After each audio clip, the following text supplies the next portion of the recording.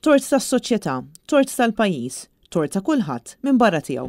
F'intervista ta' sija li saritlu mill-ġurnalist Karla Zoppardi fil-Gudja, il-Prim Ministru Robert Abela bla mistħija ta' xejn tefa' tort fuq is-soċjetà kollha għad-dulur li għaddiet minnu Isabel Bonnici, l-om illi tilfet lil bina Jean Paul Sofia fit-traċedja ta' Kordin.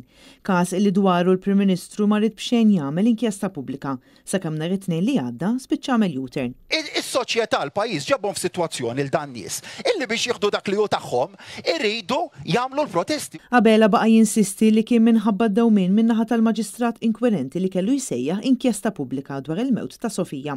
U kważi spiċċa jipprova juri kemm hu kien sensittiv man-nies. Dan minkejja għal xhur sħaħ baqa' jinjora l-karba tagħhom u ta' eluf li ffirmaw il-petizzjoni. Alla ħares jiena inkun insensittiv għal dak li kien qed jitlob il-pubbliku. Dan huwa kliem l-istess Prim Ministru li baqa' insensittiv għal dak li kienet qed titlob il-familja ta' Jean Paul Sofia għal 7 xhur sħaħ. Robert Abela jipprova jikkonvinċi lin-nies li hu qatt ma eskluda li għandha ssir inkjesta pubblika.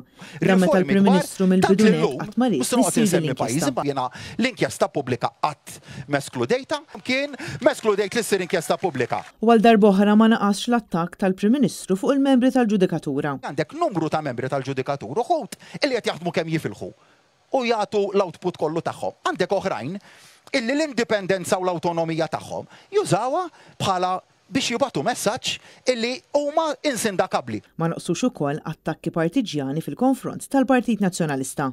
Il-Partit Nazzjonalista m'għandux x'joffri lil dan il-pajjiż, allura jipprova jirkeb fuq il-weġġat ta' familja.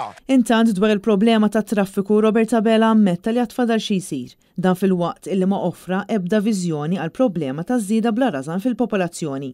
Problem li qed twassal ukoll għal pressjoni kbira fuq l-infrastruttura, inkluż fuq is-servizz tal-elettriku, minħabba li d-domanda splodiet.